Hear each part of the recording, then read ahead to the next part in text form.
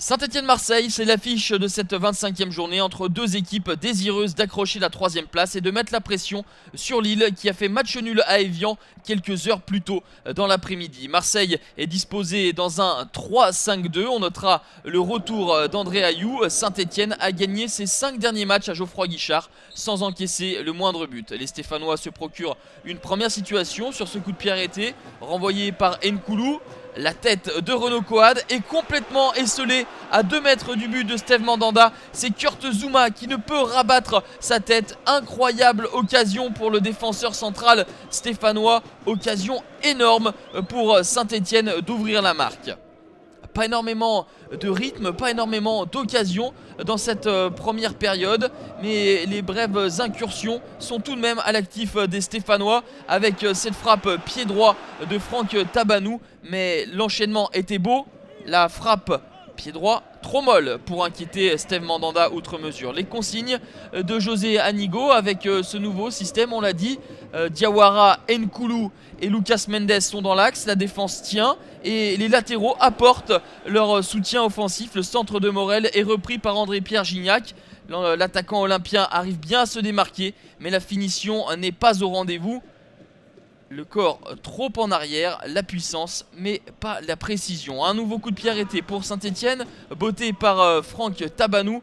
La reprise n'est pas cadrée, elle est à l'image de cette première période où il y a eu des tentatives, il y a eu un petit peu d'envie mais un manque cruel de précision. La frappe de Romain Hamouma passe très nettement en dehors du cadre et les deux entraîneurs Christophe Galtier et José Anigo doivent donner de la voix pour haranguer leurs joueurs à essayer d'être un petit peu plus imaginatifs et à percuter de nouveau. En deuxième période, un coup franc pour Saint-Étienne et une reprise difficile de Mustapha Bayal Sall. Ce n'est toujours pas cadré. Souleymane Diawara finalement repousse tant bien que mal. Et les coups de pied arrêtés, c'est surtout sur ces phases de jeu que l'on voit les principales occasions. Et sur l'une d'elles, 64e minute, c'est Nicolas Nkoulou qui vient tromper Stéphane Ruffier. Cela faisait très longtemps qu'il n'avait plus encaissé de but à domicile, Stéphane Ruffier. Cela remonte au derby face à Lyon. Et le but dans les derniers instants de Jimmy Briand. Une erreur de marquage de Renaud Coad. Kurt Zouma est trop court et le défenseur central camerounais vient battre à bout portant Stéphane Ruffier. 1-0 pour l'OM et Saint-Étienne va essayer de réagir exactement dans la même configuration que l'ouverture du score de l'OM avec Mustapha Bayal qui est accroché par Nicolas Nkoulou. L'arbitre de la rencontre ne siffle rien.